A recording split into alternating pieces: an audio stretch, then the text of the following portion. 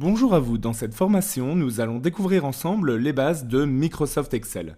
Donc Excel, c'est quoi exactement? Bien, quand vous ouvrez Excel, ce que vous pouvez vous apercevoir, c'est que nous avons en fait tout un ensemble de petites cases mises les unes à la suite de l'autre qui forment au final une sorte de gros tableau. Et bien, tout ça, c'est ce qu'on appelle une feuille de calcul. Cette feuille Excel, elle est constituée de cellules. Donc ces cellules, vous voyez par exemple, là j'en ai choisi une, elles sont chacune individuelles. Vous voyez ici par exemple, c'est la cellule C6. Donc les cellules, elles sont comme ça, déterminées avec des lettres de façon horizontale ici, et avec des chiffres de façon verticale. Donc dans ces cellules, on peut y mettre à peu près n'importe quoi. Donc par exemple, on peut y mettre du texte, on peut y mettre des valeurs numériques, on peut y mettre à peu près tout ce qu'on veut. Et alors l'intérêt de ces cellules, eh bien, c'est qu'en plus de pouvoir mettre tout ce qu'on veut en termes de valeurs, c'est qu'on va pouvoir également réaliser des calculs. Donc les calculs, c'est assez simple, ils vont toujours commencer par le symbole égal. Donc voilà, dès qu'une cellule dans Excel commence par égal, elle va être calculée. Et donc, qu'est-ce que je peux faire avec ce égal?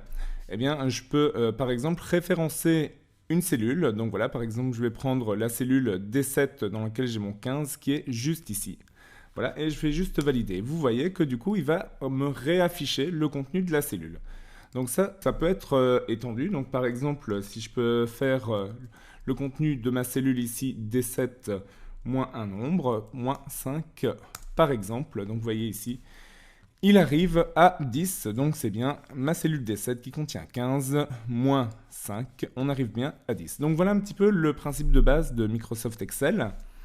Et on va aller un petit peu plus loin ici. Donc par exemple, vous voyez là j'ai à chaque fois plusieurs nombres. Et si je veux effectuer l'opération entre les deux, eh bien c'est assez facile à faire. Donc si je veux ici soustraire le contenu de la cellule D15 à celui de la cellule E15, eh bien pour ça, je vais simplement faire égal D15 moins E15. Voilà. Maintenant, pareil pour la division, donc qui est symbolisée par un petit slash, comme ça. Donc je vais refaire un égal, et je vais prendre 6, ici, divisé par E16. Et voilà, ça nous donne bien la division. 6 divisé par 3 est bien égal à 2. Et ensuite, eh bien, pour la multiplication, c'est le même processus. Donc je vais arriver ici sur D17, multiplier. Alors multiplier, c'est ce petit symbole-ci. Voilà. Multiplié par E17. Et je vais valider. Donc là, on est bien 6 fois 7 est bien égal à 42. Donc voilà, vous avez donc des cellules qui sont référencées par leurs coordonnées, comme par exemple D7.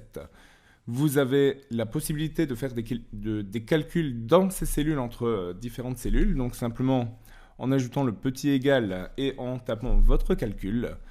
Et cela peut être donc appliqué un peu dans tous les cas. Donc voilà, ça c'était les bases d'Excel. Donc on va découvrir la suite en changeant de feuille. Donc vous remarquerez qu'en bas de l'interface, vous avez ici des noms de feuilles simplement. Donc un classeur sur Excel, il va en contenir 3 de base, mais vous pouvez, voilà, comme moi, en ajouter autant que vous voulez, les renommer, etc. Donc pour switcher de feuille, pour les renommer, simplement je double-clique dessus et je l'appelle comme je veux. Voilà. Nous allons maintenant en découvrir un petit peu plus sur les colonnes et les cellules. Donc premièrement, première chose à savoir, c'est que je peux déplacer simplement une cellule. Donc pour ça, je vais venir avec le curseur ici sur la bordure de ma cellule et simplement venir comme ça la déplacer. Ce que je peux faire aussi, eh bien, c'est que je peux insérer une colonne ou une cellule, etc. Donc pour ça, je vais simplement venir là où j'ai envie d'insérer ma colonne, par exemple. Donc je vais cliquer droit et je vais cliquer sur insérer. Alors ici, vous allez avoir le choix d'insérer des colonnes ou des lignes entières. Donc voilà, ici je vais ajouter une colonne entière. Donc vous allez voir que hop, voilà, ça m'a ajouté une colonne juste ici avant. Donc après, j'ai la même possibilité pour les lignes. Donc simplement, je clique droit encore une fois. Je clique sur insérer et je choisis insérer une ligne entière. Et vous allez voir qu'il va m'insérer une ligne juste avant. Hop, voilà ici. Et je peux également fusionner deux cellules ensemble. Donc pour ça, simplement, je vais les sélectionner.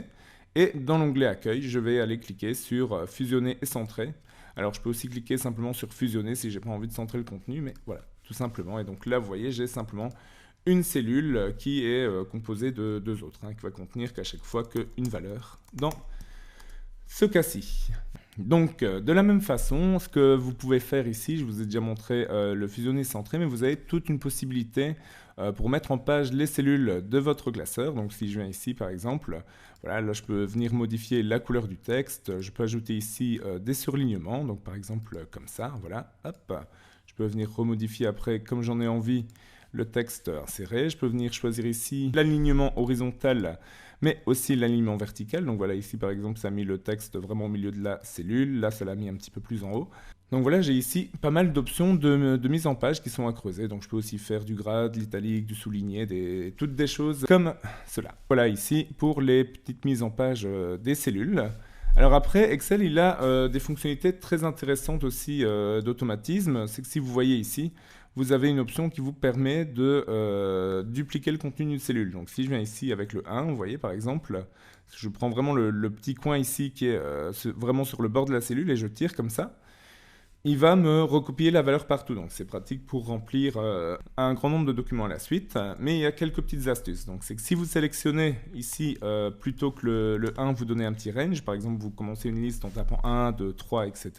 Sélectionnez les 3 et vous venez glisser ici. Eh bien, vous voyez qu'il va continuer la liste de façon logique. Et alors ça va être exactement la même chose si j'augmente l'écart entre les nombres, donc ici j'ai augmenté de 2 entre chaque. Il va aussi le comprendre, par exemple pour les jours de la semaine. Donc voilà, ici j'ai tapé lundi, mardi, mercredi et il va continuer. C'est pareil aussi si je continue un petit peu plus loin, c'est pas grave, il va détecter ça aussi. Donc vous voyez, il a bien fait le mix et ça a fonctionné aussi, par exemple pour les mois. Donc voilà, ça c'est vraiment une petite fonctionnalité très pratique sur Excel. Ensuite, sachez que les cellules peuvent avoir une forme spécifique. Donc par exemple ici, si j'ai envie de parler en euros à un moment donné, je peux venir ici, cliquer droit et choisir format de la cellule. Et à l'intérieur de ce document, de cette nouvelle fenêtre, je vais retrouver plusieurs options. Par exemple, monétaire ici va me l'afficher avec le symbole euro. Donc voilà, ici je vais choisir monétaire, je vais valider. Hop, et vous voyez que maintenant, il va me l'afficher en euros. Donc, c'est assez pratique pour mettre en forme l'intérieur des cellules. Je peux aussi faire des pourcentages ou des choses comme ça. Donc ici, voilà, format de cellule, je vais recliquer ici. Hop, je vais aller sur pourcentage et je vais valider également. Donc ici, les 0,5, ça me fait bien 50%. Donc, vous voyez un petit peu, il y a aussi moyen sous forme de date, etc. Et alors ici, si je viens par exemple faire un petit calcul, donc par exemple 50 €, voilà, fois 50%, on a bien 25 €, c'est bien la moitié de 50 €. Donc voilà, c'est plutôt pratique aussi comme fonctionnalité. Vous pouvez également gérer librement la gestion des feuilles de calcul. Donc vous voyez ici sur le petit plus pour venir en ajouter. Donc vous voyez ici, j'ai ajouté une nouvelle feuille de calcul. Je vais double-cliquer ici pour la renommer. Donc voilà, c'est ma nouvelle feuille dans ce document. Après, vous pouvez aussi les déplacer. Donc si je viens ici, je vais un petit peu plus loin. Vous voyez, hop, en maintenant, je peux redéfinir l'ordre de ces feuilles de calcul. Donc voilà, je peux vraiment gérer, supprimer, gérer autant de feuilles de calcul que je veux. Mais en plus des calculs, Excel, c'est aussi des formules. Alors, c'est quoi une formule? Eh bien, une formule, c'est quelque chose c'est une fonctionnalité qui va s'insérer dans vos calculs afin d'effectuer quelque chose, tout simplement. Donc, par exemple, petite démo, si je veux faire la somme ici, vous voyez, de toutes ces cellules qui sont là juste en face, eh bien, je peux utiliser une formule. Donc, la formule, c'est pareil. On va commencer notre calcul par égal et après je vais utiliser simplement son nom. Donc ici c'est la fonction somme. Voilà, je vais ouvrir une parenthèse et puis je vais lui passer ce qu'on appelle un paramètre. Donc c'est la plage de cellules sur laquelle ça va s'appliquer dans ce cas-ci. Donc pour ça je vais maintenir ici, cliquer maintenir et descendre jusqu'au 13 qui est juste là et je vais fermer mon appel à une formule par une parenthèse. D'accord? Donc voilà. On a vraiment la structure d'un calcul qui utilise une formule ici. Donc à chaque fois, ça sera son nom, donc ici le somme, ainsi que les nombres additionnés. Donc vous voyez qu'à chaque fois, il va donner une petite description avec un petit exemple ici. Donc vous voyez, dans ce cas-ci, on peut donner aussi plusieurs références à la suite et les séparer par un point-virgule, ou alors une plage, comme on l'a fait ici. Donc voilà, je vais valider en appuyant sur Enter, et voilà, ici il va en fait simplement calculer la somme. Donc si je change quelque chose, là par exemple je vais le passer à 50, hop, il va modifier ça exactement. Donc les petits carrés que vous voyez ici, simplement c'est parce qu'il n'a pas assez de place pour s'afficher, donc je vais simplement l'ouvrir un petit peu, voilà, parce qu'il était passé à 126, et donc il y avait un petit peu moins de place là-dedans. Ça, c'était pour la formule somme, et des formules, il y en a pas mal d'autres. Alors à chaque fois, eh bien, si vous voulez faire une petite recherche, vous avez un onglet qui est juste là, qui s'appelle l'onglet formule. Donc simplement, je vais me placer là où je veux insérer une formule et je vais cliquer sur insérer une fonction. Alors ici, je vais avoir une petite recherche qui va être possible. Donc voilà, là par exemple, je cherche à faire une moyenne. Donc je vais taper moyenne dans le formulaire de recherche et je vais cliquer sur rechercher. Et on voit ici la première fonction qui m'est retournée, eh bien la fonction moyenne qui renvoie la moyenne, des arguments qui peuvent être des nombres, des noms, etc. Donc c'est bien ce que je cherche, je vais valider en cliquant sur OK. Et alors ici, il va me demander un petit peu de lui passer des arguments. Donc là, on peut lui passer une plage de cellules, donc pareil. Je vais venir cliquer, maintenir et descendre. Hop. Et je vais valider sur OK. Et alors vous voyez ici, il m'a bien créé ma formule. Donc voilà, il y a deux façons de les faire. Soit on le fait par insérer une fonction, ou on le fait via taper son nom directement. Alors ici, un petit peu la même logique. Donc voilà, je vais insérer pareil une fonction. Je vais demander de chercher un maximum dans une liste. Donc voilà, je vais taper max ici. Je vois bien que le max donne la valeur la plus grande parmi une liste de valeurs. Donc je vais valider et encore ici, je vais lui passer cette plage de caractères. Et je valide. Et j'arrive bien ici à 13 qui est bien le plus gros chiffre dans ma liste. Donc si jamais je modifie un liste, je vais le passer à 20 ici. Et bien vous voyez, il a bien fait son adaptation. Maintenant, on a la logique inverse ici pour minimum. Alors aussi, attention, petite précision également, c'est que vous allez retrouver aussi toutes les fonctions qui vont être classées ici en fonction de leur thématique. Donc voilà, c'est une façon différente de faire des recherches, mais ça peut être intéressant aussi. Donc voilà, tout simplement. Donc ici, je suis venu dans Statistiques pour aller rechercher min, qui est bien la fonction que je cherche, qui va chercher le minimum dans une plage de cellules. Donc là, pareil, je vais sélectionner et je vais valider. Donc maintenant, eh bien, toujours dans notre petite recherche ici, on va calculer le nombre de cellules vides dans notre plage. Donc ici, vous voyez, on a 2 cellules vides. Donc on va regarder si on a une fonction pareille qui va nous permettre de trouver ça. Donc on va taper nombre vide et on va regarder un petit peu. Donc si on descend un petit peu, on a une fonction ici qui est nombre vide. Donc voilà, là je vais simplement appliquer sur OK et pareil, définir une plage, valider. Et on voit bien qu'on a bien 2 cellules vides. Donc si j'en vide une troisième, on voit que ça s'adapte. Donc pas de souci, on est bon aussi. Donc on a un petit peu les mêmes logiques ici. Donc celle-là je l'ai mis 2 fois, pardon. Donc voilà, par exemple, une fonction pour aller chercher la valeur absolue de i5. Donc pareil, je vais faire insérer une fonction. Je vais regarder valeur absolue. On va regarder un petit peu ça. Voilà, j'ai la fonction ABS qui renvoie la valeur absolue d'un nombre. Donc je vais valider, je vais donner la cellule i5 comme paramètre et je vais valider. Donc là, on est bon également. Enfin, on va aller ici regarder pour un arrondi supérieur. Donc ici, eh bien, parfois, on a vraiment des noms qui sont très très explicites. Donc c'est par exemple ici, vous voyez, on a aussi une petite recherche qui se fait au fur et à mesure que vous tapez. Donc j'ai la fonction arrondi qui est ici. Et alors, je vais définir ici, vous voyez, les paramètres sont documentés. Donc je vais définir premièrement le nombre. Je vais mettre un point-virgule pour passer au deuxième paramètre qui est le nombre de chiffres. Donc vous voyez, simplement, c'est noté ici. Et alors là, par exemple, je vais dire que je ne veux pas de chiffre après la virgule. Donc je vais simplement fermer la parenthèse. Et on a bien ici notre nombre qui s'est arrondi. Donc voilà, j'ai aussi des fonctions qui nous permettent, par exemple, d'ajouter la date du jour. Donc je peux utiliser la fonction aujourd'hui, qui est ici. Donc je peux utiliser la fonction aujourd'hui, par exemple. Là, c'est une fonction qui va ne pas me demander de paramètres. Donc voilà, égale aujourd'hui, je valide et ça m'indique la date du jour. Alors attention, je voulais aussi vous montrer quelque chose dans le référencement au niveau des cellules. C'est la différence entre une adresse relative contre une adresse absolue. Donc pour ça, je vais vous faire une petite démo. Donc c'est ici le prix unitaire, par exemple, d'un article que je vais vendre. Et ici, je vais simuler quelques quantités. Donc je vais utiliser la petite fonction de tirette ici pour simuler des quantités jusqu'à 50, par exemple. Voilà. Et on va dire que, eh bien, si je vends, voilà, ici, un prix unitaire de 20 € multiplié par 10 ventes, ça devrait me faire 200 €. Voilà, 200 € qui sont ici. Et quelque part, je me dis, bah, c'est pas mal. Donc, du coup, je vais pouvoir simplement copier la formule pour l'adapter.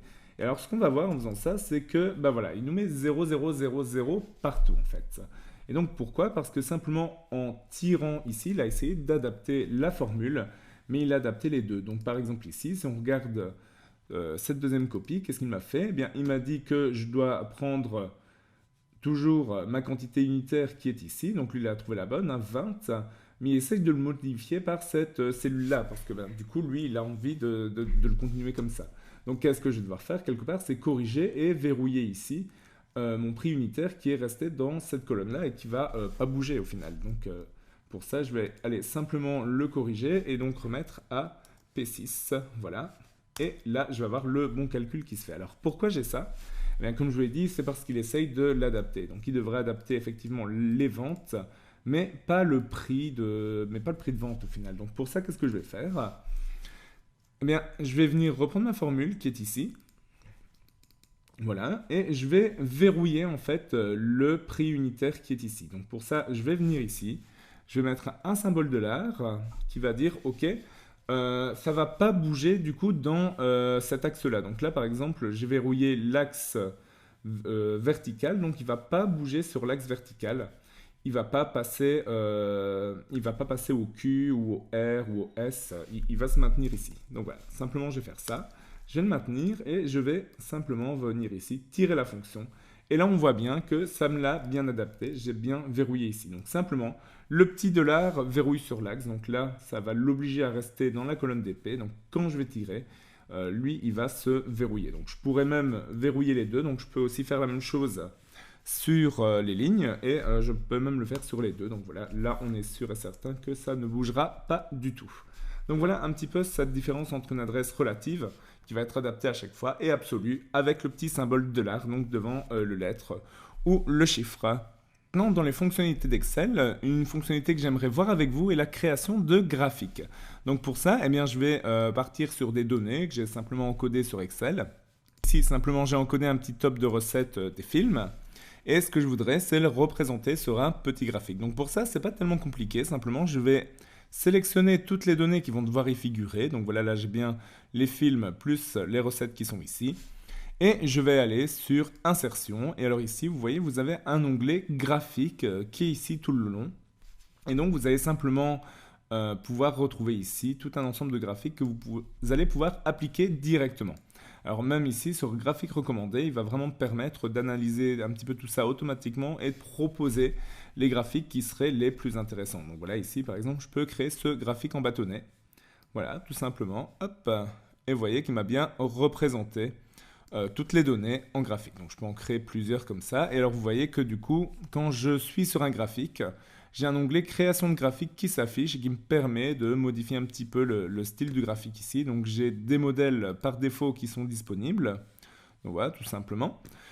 Et je peux aussi venir un petit peu redisposer mes éléments et les faire un petit peu varier au niveau de l'affichage. Donc voilà, vous avez tout plein de fonctionnalités ici qui vont vous permettre de mettre en forme vos graphiques. Donc je vous invite vraiment à les essayer donc dans création de graphiques. Alors, vous avez plusieurs variations qui sont possibles bien évidemment. Donc ici, je viens d'en sélectionner une nouvelle. Insertion, hop, graphique recommandé.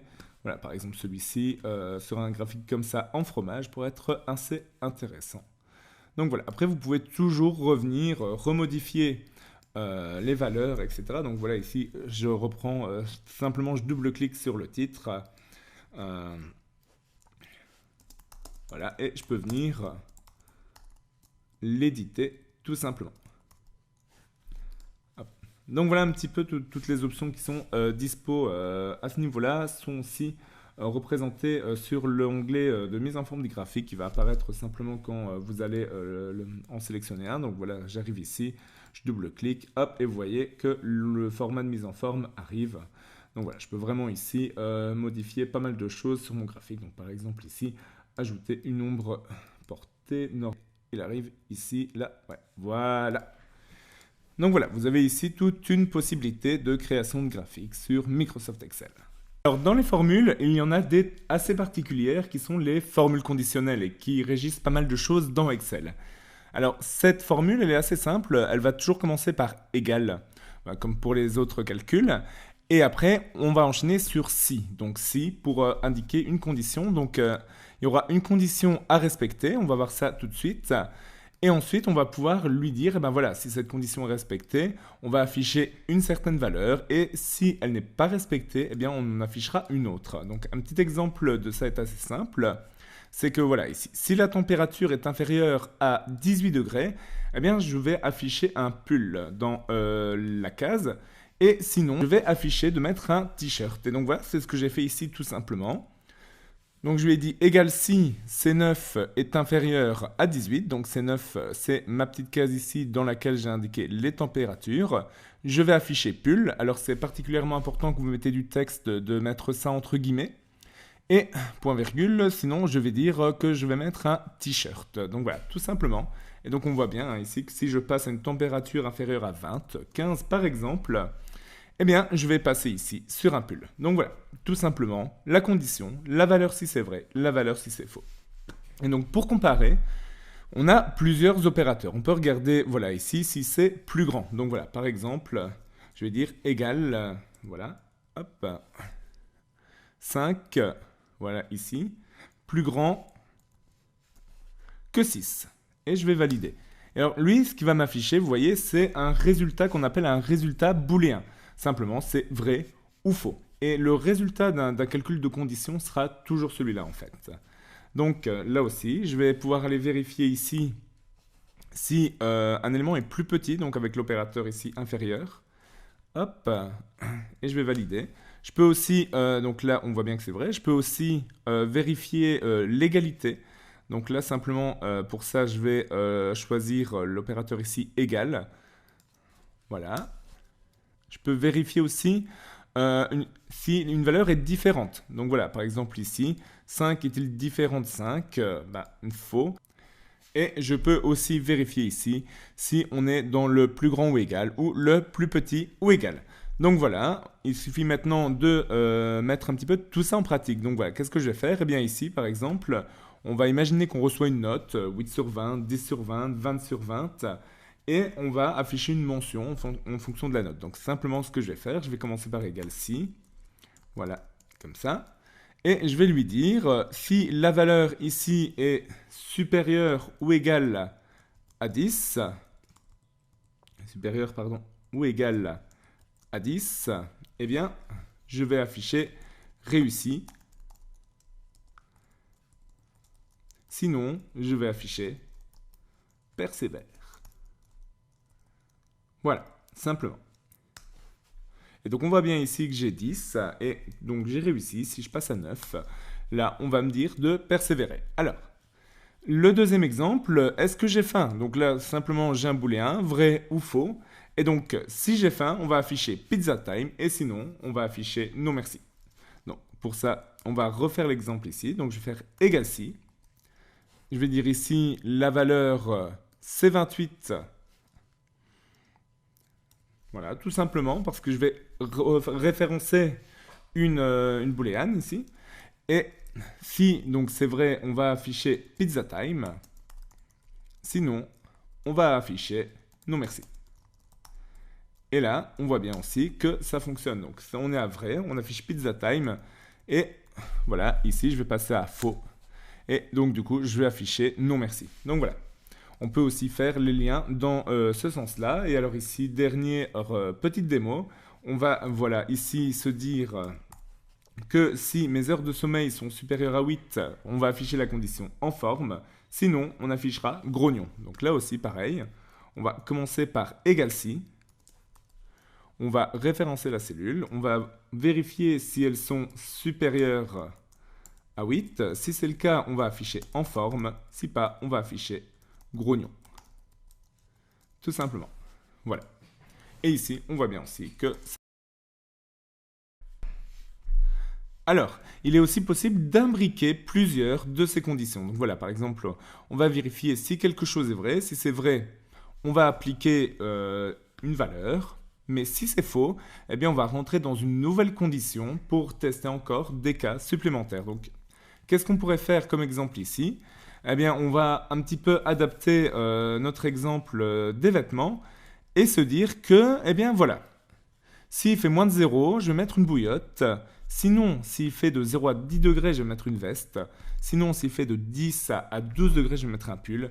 Et s'il fait plus de 12 degrés, eh bien, je vais mettre un t-shirt. Donc, on va commencer ça ici. Donc là, on a une température qui est affichée. Donc là, j'ai 11 degrés. Et je vais commencer à taper ma formule imbriquée. On va voir que ce n'est pas spécialement compliqué en fait. C'est juste une réutilisation de ce qu'on a vu juste avant. Donc, je vais ouvrir une première condition et dire, tiens, est-ce que la température, dans un premier cas, est-elle inférieure à 0? Et alors, si c'est vrai, là, on sait d'office qu'on devra mettre une bouillotte. Et on va s'arrêter là. Mais si c'est faux, donc je vais rajouter un point-virgule ici, comme d'habitude, je vais lui dire que, eh bien, on va tester un autre cas supplémentaire. Tout simplement. Donc, je vais rajouter un si. Là, on n'a plus besoin de l'égal. L'égal, il est toujours au début de la cellule, mais seulement au début.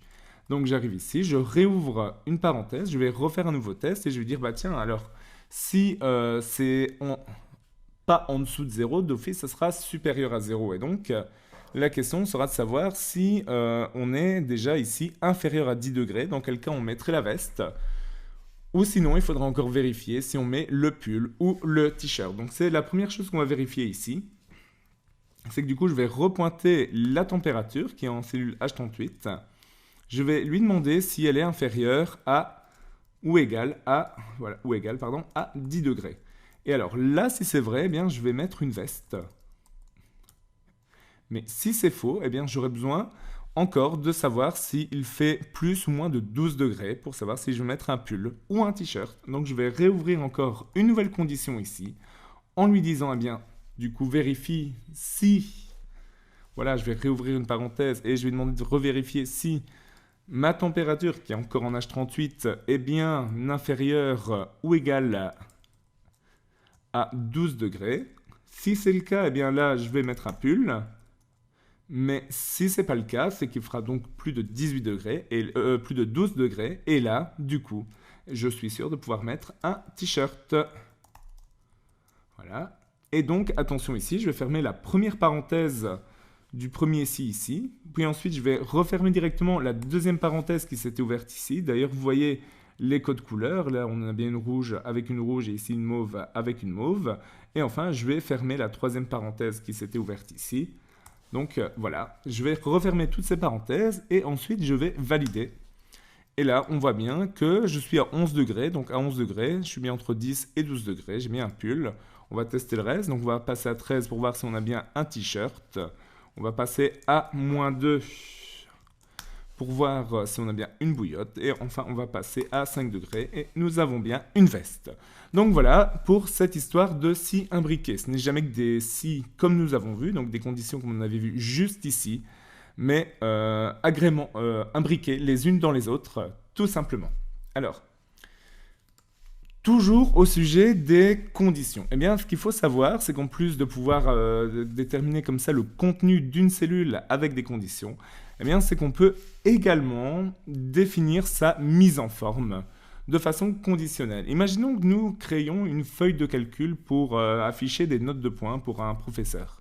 Donc, du coup, quelque chose d'intéressant serait d'avoir une note écrite en verte si elle est réussie et une note écrite en rouge si elle est ratée.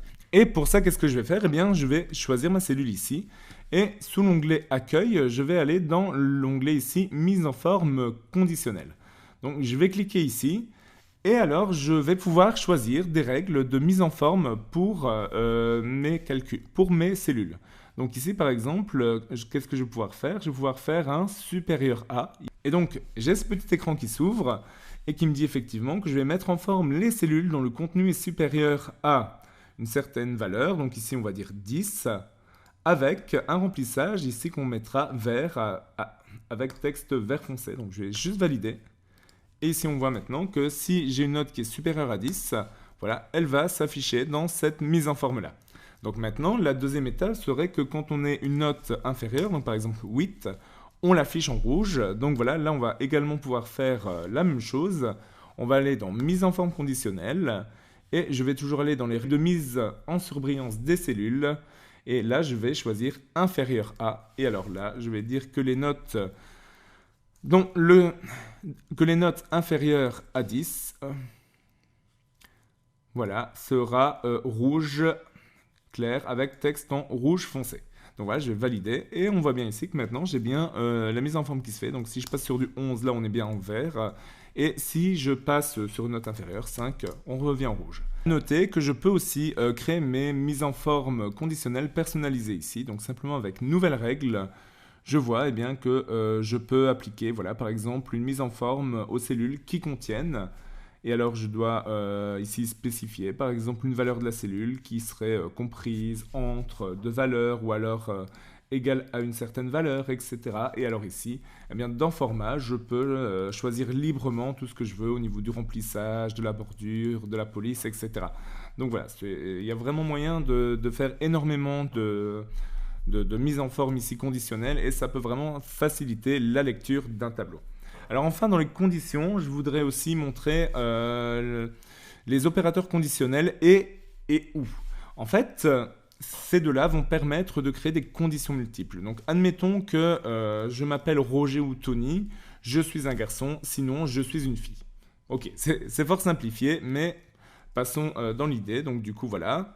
Eh bien, qu'est-ce que je vais utiliser? Vous voyez ici, je vais utiliser la formule ou comme condition. Donc voilà, là, on va avoir des valeurs simples au niveau des valeurs si vrai et faux, hein, garçon ou fille par exemple, mais simplement ici, bien, je mets ou, et alors là, ça me permet de tester plusieurs conditions à la suite. Donc, quelle est la différence entre le ou et le et? Alors, quelle est la différence entre le ou et le et? Eh bien, c'est que le ou va vérifier si au moins une condition est vraie, tandis que le et va demander à ce que l'ensemble des conditions mises à l'intérieur soient vraies. Donc ce qu'on peut faire maintenant pour mettre un petit peu en application tout ça, c'est de suivre nos dépenses par exemple avec Excel. Donc pour ça, je vais créer une petite feuille de calcul ici. Donc simplement, la première colonne sera une colonne poste où on va mettre tous les postes de dépenses. Et ici, on va simplement mettre une petite colonne montant et on pourrait aussi mettre une petite colonne date. Donc voilà, ici simplement, je vais pouvoir mettre un petit peu ça en forme. Donc je vais le passer en gras par exemple. Je vais centrer tout ça. Je vais augmenter un petit peu la taille ici des cellules. Voilà, je vais faire un... Hop. Voilà, tout simplement. Donc voilà, et ici je vais commencer à référencer quelques postes. Donc par exemple, on pourrait dire que j'ai pris un petit resto pour 40 € à une date du 14 mars 2020. Et on pourrait se dire aussi, tiens, avant j'ai oublié, j'ai été mettre du mazout dans ma voiture. Donc voilà, pour un montant de 50 €, donc le 13 du 3 2020, voilà, juste la veille. Et qu'après, par exemple, eh bien, j'ai été acheter des jeux vidéo. Hop. Pour un montant de 60 €. Voilà, et que ça, j'ai fait cet achat-là le 15 du 3 2020. Donc voilà, ce que je vais avoir envie de faire au bout d'un moment, eh bien, c'est de calculer mon montant total, donc la somme. Donc voilà, ici, je vais ajouter un petit onglet somme, juste ici. Alors, je vais dire que eh bien, la valeur est égale à la somme de tous ces montants-là. Alors, je peux aussi bien venir ici sur mon format des cellules qui contiendra tous les montants et faire un clic droit et choisir un format de cellule et taper un format de cellule en monétaire. Comme ça, on aura euro qui va s'afficher à chaque fois. On peut faire pareil pour la somme qui se trouve ici. Voilà, format de cellule, je vais le passer en euros. Hop, monétaire, OK. Donc voilà, ce que je pourrais aussi me dire, tiens, c'est que je vais me donner un certain budget du mois. Voilà, un budget qui est de 200 € par exemple, voilà. Et je vais simplement me dire, bah tiens, est-ce qu'il me reste assez ou pas pour dépenser? Donc pour ça, qu'est-ce que je vais faire? Eh bien, je vais simplement faire une petite condition. Et je vais lui dire que ben, si ma somme, elle est inférieure ici à mon budget, eh bien, je vais mettre ici, on peut acheter. Et sinon, je vais mettre ici, ben voilà, qu'il va falloir faire attention parce qu'on a déjà explosé le budget. Donc voilà, simplement. Donc ici, on voit bien qu'on est à, on peut acheter, on n'a pas encore dépassé notre budget du mois. Mais si je reprends ici, que je rachète par exemple des jeux vidéo, voilà ici, pour le même montant. Donc voilà, simplement ici, je vais faire un copier-coller de ces lignes-là. Hop, jeux vidéo. Et on voit ici qu'on a dépassé, donc qui nous note bien qu'il va falloir faire attention. Donc voilà, ce qu'on pourrait faire aussi, du coup, c'est de rajouter une petite conditionnelle ici. Donc simplement, on va ajouter une mise en forme conditionnelle. Et on va lui dire que bah, si le budget commence à être, si ma somme commence à être supérieure au budget, bah, c'est qu'il va falloir faire attention. Donc voilà, je vais lui dire de mettre en forme les cellules dont le contenu est supérieur en fait à la cellule contenant le budget. Donc voilà, vous voyez ici, on va référencer la cellule plutôt qu'un montant brut.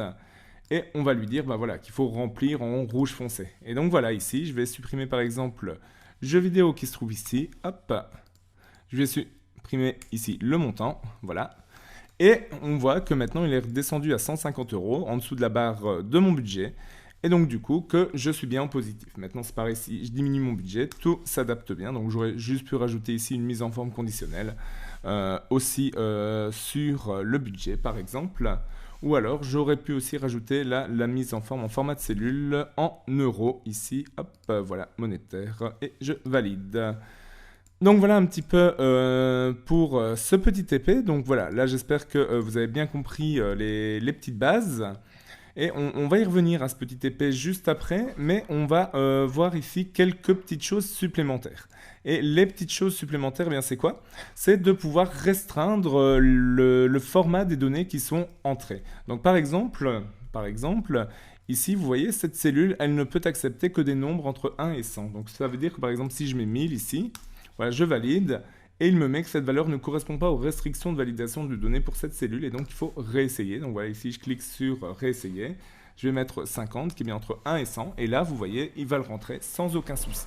Alors comment mettre en place ce type de système? Eh bien simplement, c'est que si vous allez à un moment donné sur votre onglet ici données, qui est juste ici, eh bien, vous allez retrouver là, outil de données, un onglet validation des données. Donc simplement, ce que vous allez faire, c'est une fois que vous êtes sur la cellule, c'est que vous allez cliquer sur validation des données. Et alors vous voyez ici, vous arrivez sur une fenêtre qui va vous permettre de rentrer ces options-là. Donc il nous dit par exemple, bah voilà, qu'est-ce qu'on peut autoriser? Un nombre, une liste, des dates, des heures, etc. Est-ce qu'on peut dire voilà, que les données sont comprises entre telle et telle donnée ou qu'elles ne sont pas comprises, égales, etc. Bref, vous avez les choix disponibles habituels. Vous voyez ici qu'on peut du coup, là par exemple dans le cas de données comprises entre telle et telle valeur, on peut spécifier les valeurs qui sont ici. Donc vous voyez ici par exemple entre 1 et 100. Je pourrais le modifier par exemple entre 1 et 1000, on va faire la modif tout de suite. Je peux avoir ici un message de saisie. Là, je vais mettre par exemple que cette cellule, ne peut comprendre que des chiffres compris entre 1 et 1000. Voilà, tout simplement. Et je vais cliquer sur OK. Donc voilà un petit peu, vous voyez ici, cette cellule ne peut comprendre que des chiffres entre 1 et 1000. Il me donne la petite indication. Donc voilà, je vais mettre 1000 par exemple ici. Voilà, là c'est bon, ça passe. Et si je vais mettre 1200, eh bien vous voyez ici, il me le bloque bien. Donc on a bien la modif qui a été faite. Et cette petite infobulle est assez utile pour les gens qui utiliseraient votre Excel. Donc voilà pour les bases. Donc ça veut dire qu'ici, si j'ai envie de comprendre un nombre entre 1 et 5, eh bien qu'est-ce que je vais faire? Je vais venir cliquer validation des données. Et je vais dire ici que je vais autoriser seulement les nombres compris entre 1 et 5, voilà tout simplement. Donc ici, voilà, si je tape un 6, bah, c'est pas possible. Voilà. Si je mets ici, par exemple, un texte compris entre 1 et 50 caractères, eh bien, ça va être un petit peu la même chose. Donc, je vais toujours passer en validation des données. Et je vais lui dire, voilà, hop, que je veux un texte dont la longueur du texte est comprise entre un minimum de 1 et 50 caractères. Donc voilà, là aussi, je vais valider tout simplement. Et alors ici, la petite cas particulier, c'est les listes de données. Donc il y a aussi moyen de restreindre à des listes pour offrir un choix déroulant. C'est assez pratique, donc je vais encore cliquer sur validation des données. Et ici, je vais dire que je veux le définir sous forme de liste. Et alors ici, je peux en fait définir une source. Donc voilà, je vais venir ici pour définir la source qui sera ces 3 cellules-là. Et donc je vais choisir sur valider. Alors ce qu'on va voir ici, c'est que maintenant, eh bien, pour choisir mes données, j'ai une liste déroulante ici qui va me permettre de choisir entre pizza, tacos ou hamburger, par exemple. Donc voilà pour les restrictions de données. Maintenant, on va revenir un petit peu ici sur les manipulations de données. Pour ça, je vais revenir sur mon TP1.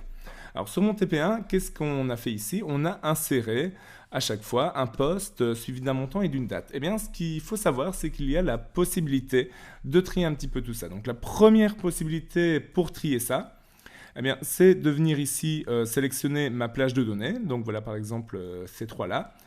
Et de choisir ici sur trier. Donc voilà, sur trier, ce qui va me permettre de faire, c'est de choisir des niveaux de tri. Donc il va me dire, voilà, est-ce que je veux trier par poste, par montant ou par date. Lui va automatiquement aller rechercher les titres. Donc je vais lui dire que j'ai envie de faire un traitement par date. Comme ça, on a le 13 qui va revenir au-dessus du 14. Et on va lui dire que voilà, on va trier sur la valeur des cellules et du plus ancien, du coup, au plus récent. Donc voilà, je vais valider ici. Hop.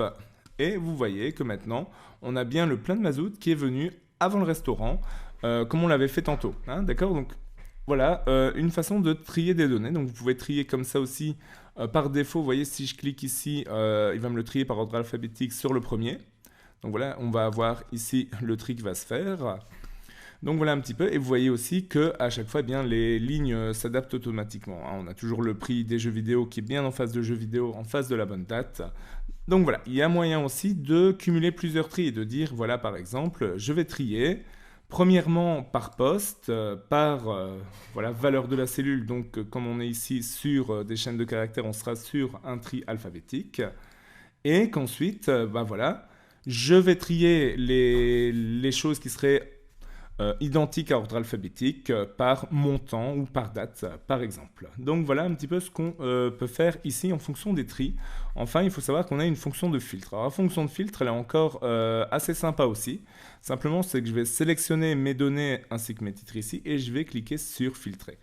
Et vous allez voir qu'en face des colonnes des titres, eh bien, automatiquement, on a des petits boutons qui sont apparus ici. Et quand je vais cliquer dessus, eh bien, je vais avoir différentes options qui vont me permettre de trier un petit peu dans mes données. Ici, simplement, eh bien, je vais pouvoir voilà, recliquer à chaque fois ici pour faire un tri de façon très rapide. Je vais pouvoir aussi modifier un petit peu les données qui seraient triées, etc. Et je vais pouvoir aussi ajouter des filtres, par exemple, pour aller sélectionner automatiquement les montants ici qui seraient supérieurs à 55 €. Voilà, je vais valider, hop, et vous voyez qu'il va m'en laisser qu'une, du coup il va un petit peu filtrer tout ça. Donc voilà, ces options-là, elles permettent de filtrer et de trier très facilement une grande quantité de données. Donc ici j'essaie avec 3 données, mais c'est vraiment très pratique quand on a parfois des centaines ou des milliers de lignes à trier. Donc vous voyez ici qu'après je peux simplement venir sur effacer le filtre de montant pour récupérer un petit peu tous mes éléments. Donc voilà, je pourrais de la même façon me dire que voilà, je veux filtrer dans mes données maintenant et ajouter et aller sélectionner seulement les dépenses qui se seraient passées avant le 14 du 3 2020. Et comme ça, en validant, eh bien, je vais vraiment retrouver que ces éléments-là. Alors, une chose importante aussi à connaître dans Excel est la protection des cellules. Donc, à quoi sert cette protection? Eh bien, c'est assez simple. Si vous distribuez votre feuille Excel, par exemple, notre petit suivi des dépenses que nous avons réalisé ici, vous n'avez pas envie que vos utilisateurs touchent à la structure de la page. Et ils n'ont d'ailleurs pas spécialement à le faire si c'est bien conçu. Donc, par exemple, le mécanisme qui permet de calculer ici la somme, vous aurez envie qu'il soit inaccessible par défaut. Eh bien, c'est ce qu'on peut faire avec la protection des cellules. Donc, pour ça, si on va ici dans l'onglet révision, eh bien, vous pouvez avoir ici un sous-onglet protéger et simplement ici protéger la feuille. Donc quand je vais cliquer dessus, vous voyez, il va me dire, voilà, est-ce que je veux protéger la feuille ici et qu'est-ce que je veux protéger à l'intérieur. Donc voilà. Là, il va me dire par exemple que l'utilisateur peut sélectionner les cellules verrouillées et sélectionner les cellules déverrouillées, mais qu'il ne pourra rien faire d'autre. Tout le reste ici, supprimer des colonnes, supprimer des lignes, etc. Tout ça ne lui sera pas accessible. Donc je vais cliquer sur OK. Et voilà ici, maintenant, vous voyez, quand je vais cliquer quelque part, quand je vais essayer de modifier quelque chose, voilà, il me dit que je ne peux pas le faire, que la feuille est protégée. Donc pour ça, voilà, je vais devoir ôter la protection, voilà ici. Donc je vais cliquer sur ôter la protection de la feuille. Ici, si je n'ai pas mis de mot de passe, je peux le faire directement. Et l'idée, c'est que je vais autoriser donc du coup la modification de ces cellules-là qui sont ma liste d'items. Donc je vais cliquer droit dessus. Je vais sélectionner, cliquer droit dessus et cliquer sur format de cellule. Et dans l'onglet ici protection, vous voyez, je vais pouvoir voir si je vais pouvoir autoriser la modif. Donc qu'est-ce que je vais faire? Je vais décocher verrouiller parce qu'en fait toutes les cellules vont être verrouillées par défaut, ce qui explique que quand j'ai activé mon effet de protection de la feuille, je n'ai rien plus modifié. Donc voilà, je vais simplement déverrouiller celle-là en les décochant et je vais cliquer sur OK. Donc si on voit sur les autres, par exemple celle de la somme ici qui fait partie de la structure, et que je vais dans le format de la cellule protection, je vois bien qu'elle est verrouillée, je vais la laisser comme ça. Et maintenant, je vais reprotéger la feuille. Alors je pourrais mettre un mot de passe, donc là je vais mettre Toto comme mot de passe par exemple, et je vais cliquer sur OK, donc il va me demander de confirmer le mot de passe que j'ai tapé. Donc je retape une deuxième fois, et ici on voit bien que je vais pouvoir modifier des choses. Donc voilà, si je veux ici modifier ça, il n'y a absolument aucun souci. Je peux modifier le montant, je peux en ajouter des nouveaux, etc. etc. Mais je ne vais pas pouvoir venir ici dans la structure de la feuille. Et donc pour ôter la protection, là que j'ai mis un mot de passe, il va me redemander le mot de passe pour la redéverrouiller. Donc voilà un petit peu comment on peut restreindre l'utilisation comme ça de la modification comme ça de cellules sur Excel. Voilà, donc j'espère que vous avez apprécié cette initiation à Excel, j'espère que vous avez appris beaucoup de choses, je pense qu'on a quand même été assez loin dans le logiciel, donc n'hésitez surtout pas à vous abonner pour ne pas rater les prochaines vidéos, n'hésitez pas non plus à donner à cette vidéo un petit coup de pouce, et nous on se dit à bientôt.